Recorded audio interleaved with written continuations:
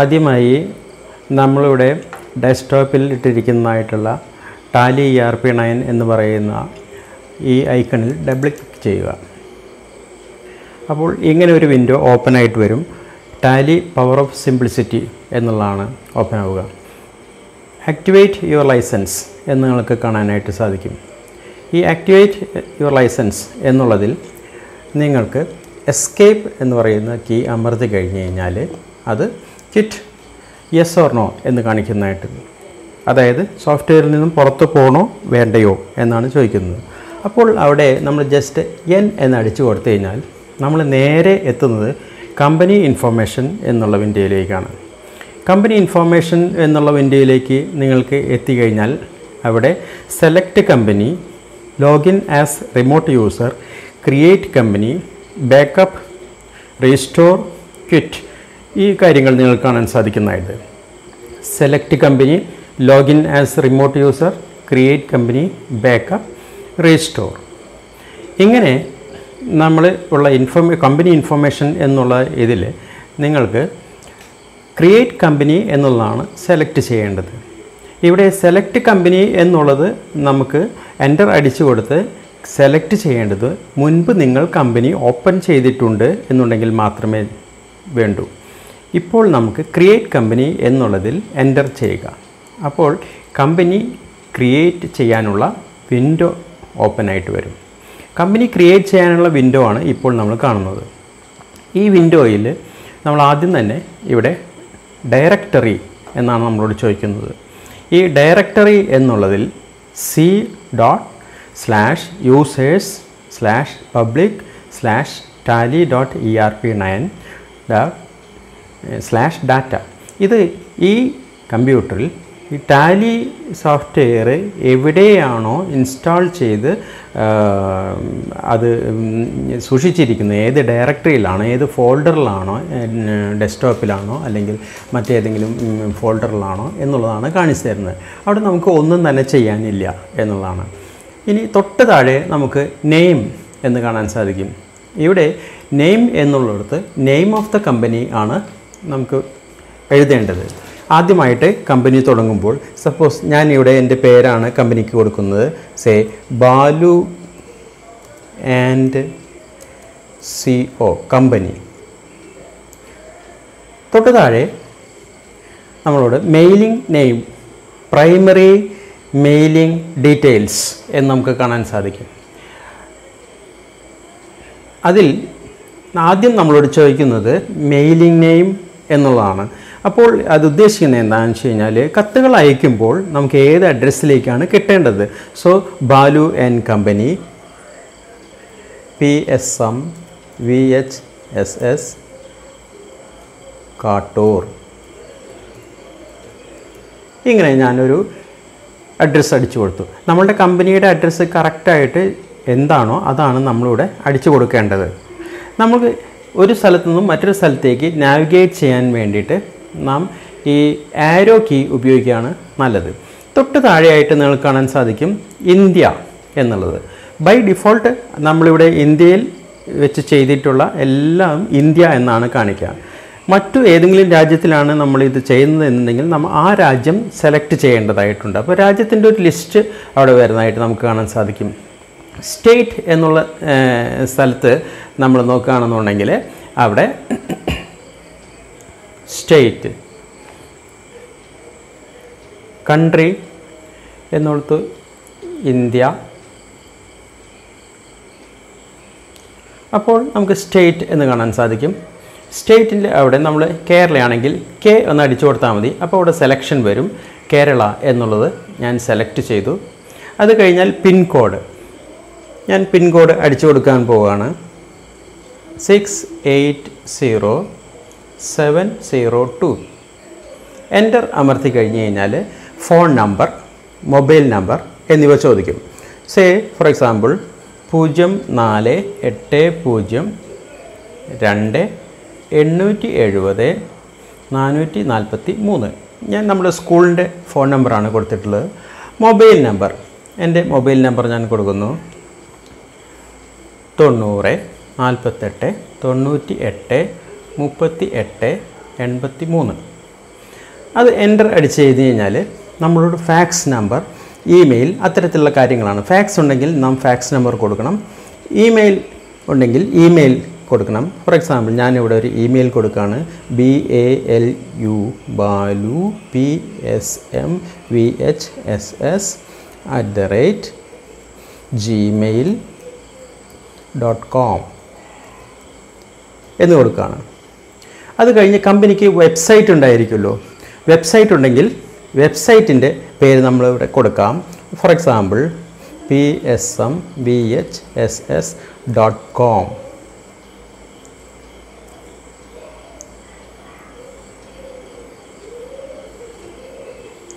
അങ്ങനെ കൊടുത്തു. എൻ്റർ അടിച്ചു കഴിഞ്ഞാൽ നേരെ പോകുന്നത് books and financial year details എന്നുള്ളതാണ്. അതിൻ്റെ തൊട്ട് താഴെ നിങ്ങൾക്ക് കാണാൻ സാധിക്കും ഫിനാൻഷ്യൽ ഇയർ ബിഗിൻസ് ഫ്രം.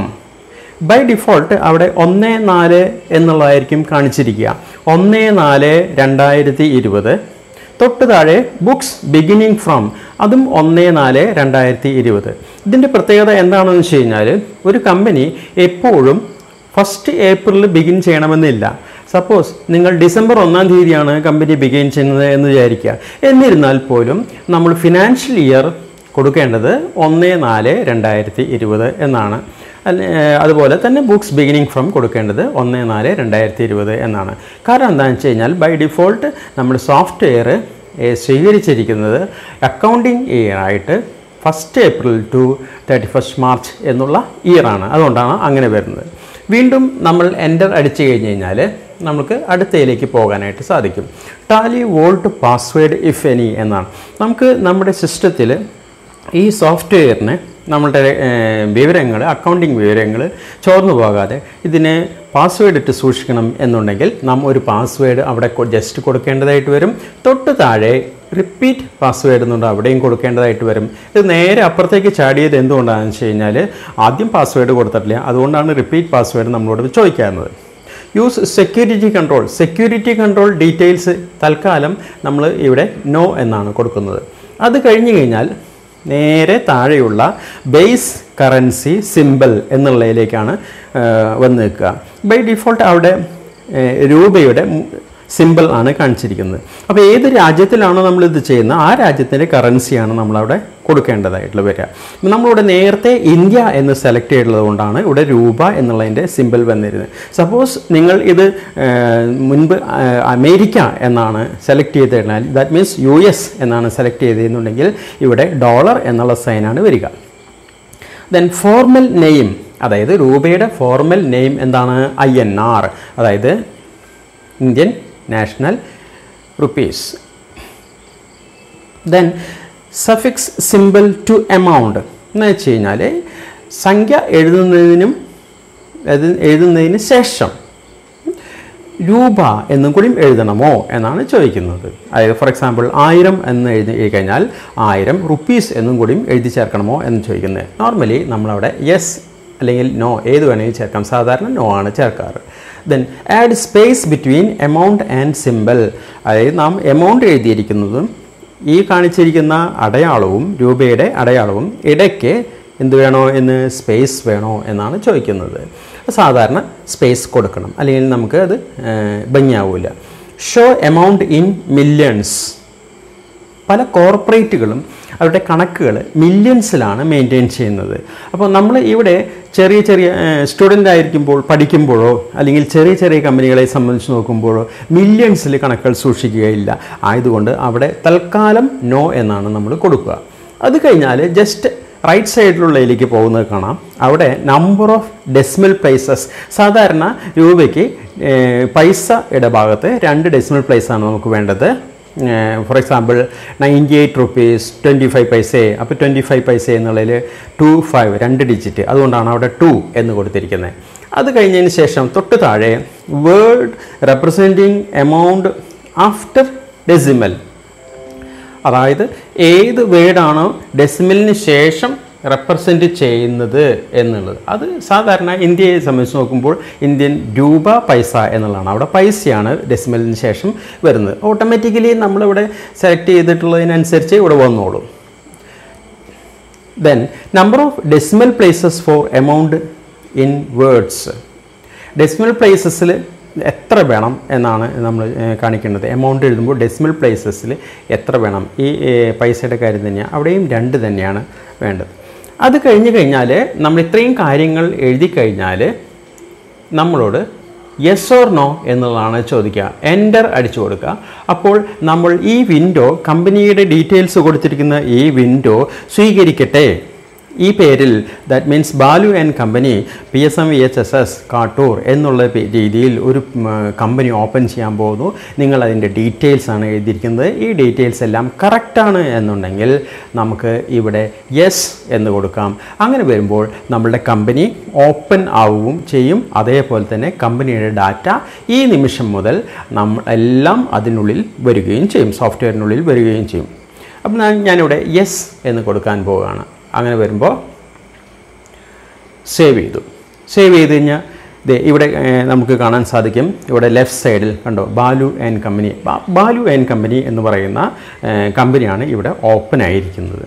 ഈ കമ്പനി ബാലു ആൻഡ് കമ്പനി എന്നുള്ളത് ഇവിടെ തൊട്ട് നോ വൗച്ചേഴ്സ് എൻ്റേഡ്, ഒരു ട്രാൻസാക്ഷൻ നമ്മൾ എൻ്റർ ചെയ്തിട്ടില്ല. അതുകൊണ്ടാണ് ഇവിടെ ഇങ്ങനെ വരാനായിട്ട് കാരണം. നമ്മൾ എന്നാണോ ഡേറ്റ്, ഇത് ഓപ്പൺ ചെയ്ത ഡേറ്റ്, ആ ഡേറ്റാണ് ഇവിടെ വരിക. വെനസ്ഡേ 1 April 2020 എന്നാണ് ഇവിടെ വന്നിരിക്കുന്നത്. കാരണം നമ്മൾ ഡേറ്റ് മാറ്റിയിട്ടില്ല, അതുകൊണ്ടാണ് അങ്ങനെ വരാൻ കാരണം. മുൻപുണ്ടായിരുന്ന ഡേറ്റ് തന്നെയാണ് അവിടെ വന്നിരിക്കുന്നത്. നമ്മളിപ്പോൾ എത്തിച്ചേർന്നിരിക്കുന്നത് ഗേറ്റ് വേ ഓഫ് ടാലി എന്ന് പറയുന്ന വിൻഡോയിലോട്ടാണ്. ഈ വിൻഡോയിൽ വെച്ചാണ് തുടർന്ന് നമുക്ക് അക്കൗണ്ടിങ് നടത്തേണ്ടതായിട്ട് വരിക. ഓക്കെ, ഇങ്ങനെ ഈ കാര്യങ്ങളെല്ലാം തന്നെ നമുക്ക് പിന്നീടാണ് ചെയ്യേണ്ടത്. ഇവിടെ ബട്ടൺ പാനൽ എന്ന് പറയുന്നതിൽ നമുക്ക് നോക്കാം. അവിടെ F1 സെലക്ട് കമ്പനി അണ്ടർസ്കോർ താഴെ ഒരു വരയിട്ടിട്ട് F1 എന്ന് പറഞ്ഞാൽ shut company. F2 date. F2 again underline ചെയ്തിട്ടാണെന്നുണ്ടെങ്കിൽ പീരീഡ് ഇങ്ങനെ കൊടുത്തിട്ടുണ്ട്. ദെൻ F3 അണ്ടർലൈൻ ചെയ്തിട്ടാണ് ഈ കമ്പനി ഇൻഫർമേഷൻ. അങ്ങനെയാണ്. എന്താണ് ഈ അണ്ടർലൈൻ ചെയ്തിരിക്കുന്നത്? അണ്ടർലൈൻ ചെയ്തിരിക്കുന്ന സ്ഥലത്ത് എപ്പോഴും അർത്ഥമാക്കുന്നത് അൾട്ട് എന്നാണ്. അൾട്ട് അതിനർത്ഥം ഇവിടെ F1 നിങ്ങൾ അടിച്ചു കൊടുക്കുകയാണെങ്കിൽ കമ്പനി സെലക്ട് ചെയ്യാവുന്ന വിൻഡോയിൽ കമ്പനി ഇൻഫർമേഷനിലെ കമ്പനി സെലക്ട് കമ്പനി എന്നുള്ളതിലേക്ക് പോകാൻ സാധിക്കും. അൾട്ട് F1 എന്നാണ് നിങ്ങൾ അടിച്ചു കൊടുക്കണമെന്നുണ്ടെങ്കിൽ ഷട്ട് കമ്പനി എന്നുള്ളതിലേക്ക് പോകാൻ സാധിക്കും എന്നുള്ളതാണ്. അൾട്ട് F3 ആണ് അടിച്ചു കൊടുക്കുന്നത് എന്നുണ്ടെങ്കിൽ കമ്പനി ഇൻഫർമേഷൻ എന്ന് പറയുന്ന വിൻഡോ ഓപ്പൺ ആയിട്ട് വരും എന്ന്. നമുക്കത് എന്താണെന്ന് നോക്കാം.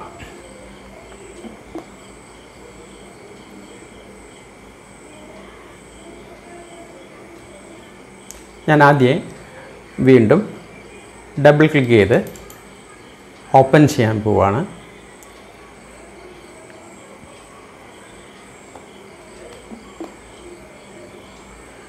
ഒരു പ്രാവശ്യം ഓപ്പൺ ചെയ്തിട്ടുള്ള കമ്പനി ആയതുകൊണ്ട് നമ്മൾ നേരെ ഗേറ്റ് വേ ഓഫ് ടാലിയിലേക്കാണ് വന്നിരിക്കുന്നത്. ഞാൻ ഇവിടെ വെച്ച് അൾട്ട് F3 എന്ന് കൊടുക്കുകയാണെങ്കിൽ കണ്ടോ, അപ്പോൾ നേരെ ഇത് കമ്പനി ഇൻഫർമേഷൻ എന്നുള്ള വിൻഡോയിലേക്കാണ് പോയത്. എന്താണ് ചെയ്തത്? അൾട്ട് F3 എന്നാണ്. അപ്പോൾ കമ്പനി ഇൻഫർമേഷൻ എന്നുള്ള വിൻഡോയിലേക്ക് വന്നപ്പോൾ നിങ്ങൾക്ക് കാണാൻ സാധിക്കും അവിടെയുള്ളത് select company, shut company, create company. ഈ 3 എണ്ണത്തിൽ നമുക്ക് ക്രിയേറ്റ് കമ്പനി എന്നുള്ള കാര്യമാണ് നമ്മളിപ്പോൾ ചെയ്തത്. അതിന് തൊട്ട് താഴെയായിട്ട് അൾട്ടർ എന്നുള്ളൊരു ഓപ്ഷനുണ്ട്. നാം ചെയ്തിട്ടുള്ള കമ്പനിയിൽ എന്തെങ്കിലും വ്യത്യാസങ്ങൾ വരുത്തണമെങ്കിൽ നമ്മളുടെ കമ്പനി ക്രിയേറ്റ് ചെയ്തതിൽ അഡ്രസ്സിലോ മെയിലിങ്ങിലോ ഫോൺ നമ്പറിലോ എന്തെങ്കിലും വ്യത്യാസമുണ്ടെന്നുണ്ടെങ്കിൽ നമുക്ക് അൾട്ടർ എന്നുള്ള ആ ഓപ്ഷൻ ഉപയോഗിച്ചുകൊണ്ട് മുന്നോട്ട് പോയാൽ മാത്രമേ മാറ്റങ്ങൾ വരുത്താനായിട്ട് സാധിക്കുള്ളൂ. അതേപോലെ തന്നെ നമുക്ക് ഇപ്പോൾ ക്രിയേറ്റ് ചെയ്തിരിക്കുന്ന കമ്പനി വേണ്ട, അത് നമുക്ക് ഡിലീറ്റ് ചെയ്യണം എന്നുണ്ടെങ്കിലും നമുക്ക് അൾട്ടർ എന്നുള്ള ഓപ്ഷനിലൂടെ മാത്രമേ മുന്നോട്ട് പോകാനായിട്ട് സാധിക്കുള്ളൂ. അപ്പോൾ ഞാൻ ആദ്യം ചെയ്യുന്നത് എങ്ങനെയാണ് ഒരു കമ്പനി സെലക്ട് കമ്പനി എന്നുള്ളതിലേക്ക് പോകുക. അപ്പോൾ സെലക്ട് കമ്പനിയിലാണ് ഇപ്പോൾ നിൽക്കുന്നത്. നമുക്കൊരു കമ്പനി എങ്ങനെ സെലക്ട് ചെയ്യണം എന്നുള്ളതാണ്. സെലക്ട് കമ്പനി എൻ്റർ ചെയ്ത് കഴിഞ്ഞാൽ അവിടെ ക്രിയേറ്റ് ചെയ്യപ്പെട്ട എല്ലാ കമ്പനികളും നിങ്ങൾക്ക് കാണാൻ സാധിക്കും. അതിൽ ബാലു ആൻഡ് കമ്പനി എന്നുള്ളതിൽ ഞാൻ സെലക്ട് ചെയ്തു, എൻ്റർ ചെയ്തു. അപ്പോൾ ബാലു ആൻഡ് കമ്പനി ഓപ്പണായി.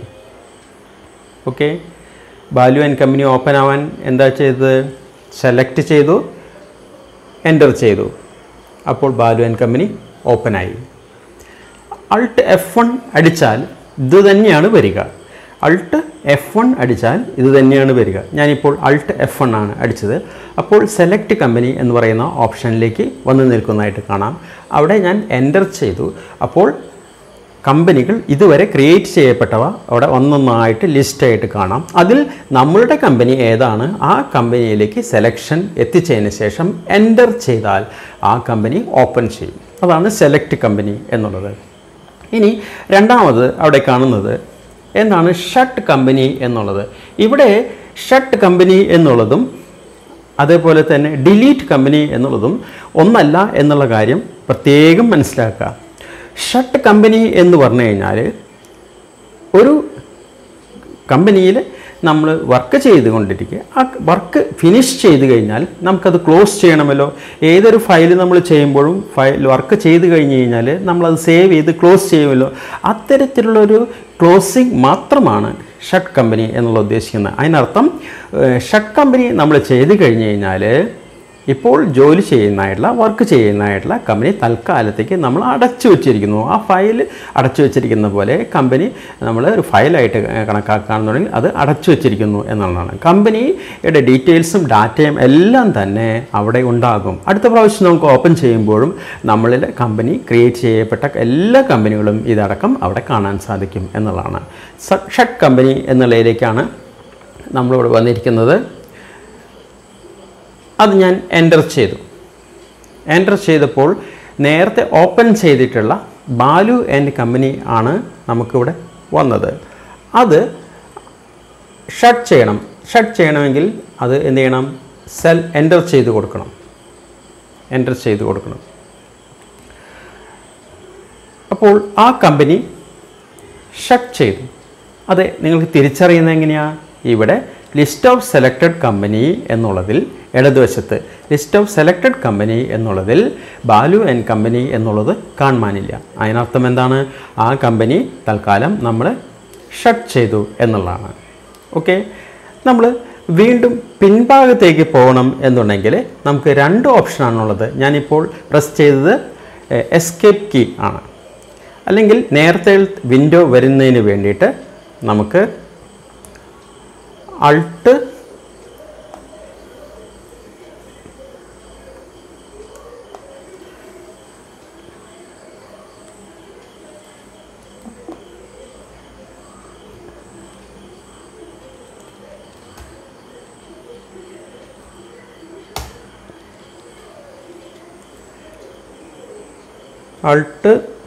F3 അടിച്ചു.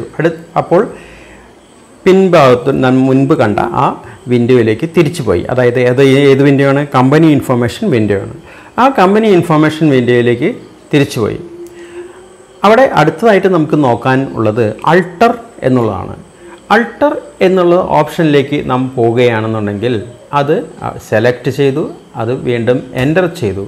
അപ്പോൾ നമ്മൾ ഓപ്പൺ ചെയ്ത കമ്പനി ബാലു ആൻഡ് കമ്പനി അതിൽ എന്തെങ്കിലും മാറ്റം വരുത്തണം എന്നുണ്ടെങ്കിൽ അത് നമുക്ക് ഇവിടെ വെച്ച് ചെയ്യാം. വീണ്ടും എൻ്റർ ചെയ്യുക. അപ്പോൾ അത് ഓപ്പൺ ആവും. ഓപ്പൺ ആയി കഴിഞ്ഞ് കഴിഞ്ഞാൽ നമുക്ക് എവിടെയാണ് നമ്മൾ ആ കമ്പനി ക്രിയേറ്റ് ചെയ്യുമ്പോൾ എന്തെങ്കിലും തെറ്റായി കൊടുത്തിട്ടുള്ളത് എന്നുണ്ടെങ്കിൽ അത് നമുക്ക് മാറ്റാനായിട്ട് സാധിക്കും. ഫോർ എക്സാമ്പിൾ 680-702 എന്നുള്ളത് ഞാൻ 680-703 എന്ന് ആക്കുന്നു. അതാണ് മാറ്റം വേണ്ടത് എന്ന് കരുതുക. അങ്ങനെ എന്നുണ്ടെങ്കിൽ ആ മാറ്റങ്ങൾ എവിടെയൊക്കെ വേണമോ അതൊക്കെ ചെയ്തതിന് ശേഷം എൻ്റർ അടിച്ചുകൊണ്ട് നമ്മൾ ഓരോ സ്റ്റെപ്പും കടന്ന് ചെന്ന് അവസാനം ആക്സെപ്റ്റ് ചെയ്യണമോ വേണ്ടയോ എന്നുള്ളത് ചോദിക്കും. അവിടെ യെസ് കൊടുത്തു കഴിഞ്ഞ് കഴിഞ്ഞാൽ യെസ് മുഴുവൻ അടിക്കണമെന്നില്ല, വൈ എന്ന് അടിച്ചാൽ മതി. അപ്പോഴേക്കും അത് സ്വീകരിച്ചിട്ടുണ്ടായിരിക്കും. തൊട്ട് മുൻപുള്ള ആ സെലക്ഷനിൽ ഇപ്പോൾ നമ്മൾ എത്തിച്ചേർന്നു. വീണ്ടും അത് ഞാൻ ഓപ്പൺ ചെയ്ത് നോക്കുകയാണ്. അപ്പോൾ നിങ്ങൾക്ക് കാണാൻ സാധിക്കും ഇവിടെ പിൻകോഡ് 650-703 എന്ന് ചേഞ്ച് ചെയ്തിരിക്കുന്നതായിട്ട് കാണാൻ സാധിക്കും. ഓക്കെ, ഇത് മറ്റൊരു കാര്യം ഇവിടെ നമുക്ക് പഠിക്കാനുണ്ട്. ഈ കമ്പനി നമുക്ക് ഇവിടെ വെച്ച് ഡിലീറ്റ് ചെയ്യണം എന്ന് കരുതുക. ഡിലീറ്റ് ചെയ്യണം, അതായത് ഈ കമ്പനി നമുക്കിനി വേണ്ട, നമുക്ക് ഈ കമ്പനി മറ്റൊരു കമ്പനിയിലാണ് നാം വർക്ക് ചെയ്യേണ്ടത്, ഈ കമ്പനി നമുക്ക് വേണ്ട, നമ്മളുടെ കമ്പനി ഡിലീറ്റ് ചെയ്ത് കളയണം, സോഫ്റ്റ്വെയറിൽ ഈ കമ്പനിയുടെ ഇൻഫോർമേഷൻസ് വേണ്ട എന്നുണ്ടെങ്കിൽ ഇതാണ് ഇതിൻ്റെ സ്റ്റെപ്പ്. ഇത്തരത്തിൽ നമ്മൾ ഏത് കമ്പനിയാണ് സെലക്ട് ചെയ്യുക, ആ കമ്പനി സെലക്ട് ചെയ്തതിന് ശേഷം എൻ്റർ ചെയ്ത് അത് ഓപ്പൺ ചെയ്യുക. ഓപ്പൺ ചെയ്ത് കഴിഞ്ഞാൽ Alt D നമുക്ക് അമർത്തേണ്ടതായിട്ടുണ്ട്. Alt D അമർത്തുമ്പോൾ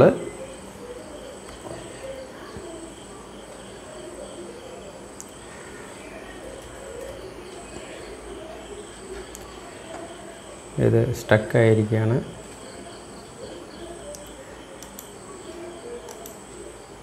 ഓക്കെ,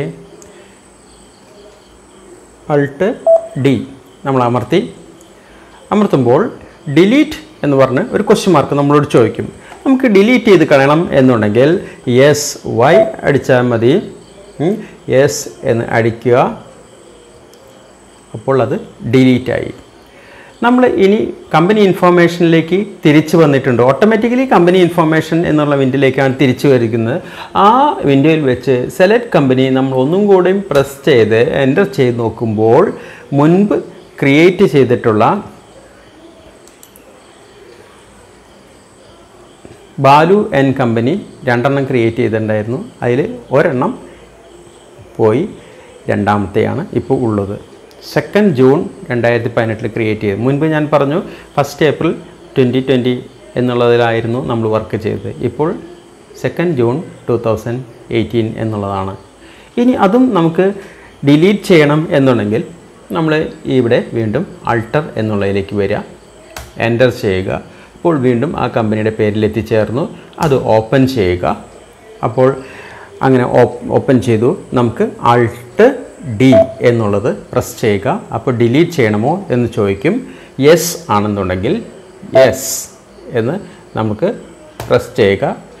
2 പ്രാവശ്യം പ്രസ് ചെയ്യണം. അപ്പോൾ അത് ഓട്ടോമാറ്റിക്കലി ഡിലീറ്റായി. ഇവിടെ നോക്കിയാൽ നമുക്ക് മനസ്സിലാകും ഇവിടെ കമ്പനിയുടെ പേര് കാണുവാനില്ല. വീണ്ടും സെലക്ട് കമ്പനിയിൽ തന്നെ നമ്മൾ പ്രസ് ചെയ്ത് ലിസ്റ്റ് നോക്കിക്കഴിഞ്ഞാൽ ബാലു ആൻഡ് കമ്പനി ഇപ്പോൾ അവിടെ രണ്ടും ഡിലീറ്റ് ചെയ്യപ്പെട്ടു. Baby and company, Canon and company, Kalyani textiles, message smart look company, ഇങ്ങനെയുള്ള കമ്പനികൾ മാത്രമേ ഇപ്പോൾ എക്സിസ്റ്റൻസിൽ ഉള്ളൂ എന്നർത്ഥം. ഇങ്ങനെയാണ് നമ്മൾ കമ്പനി ക്രിയേഷൻ എന്നുള്ളത് മനസ്സിലാക്കുന്നതും പഠിക്കുന്നതും. Okay, thank you.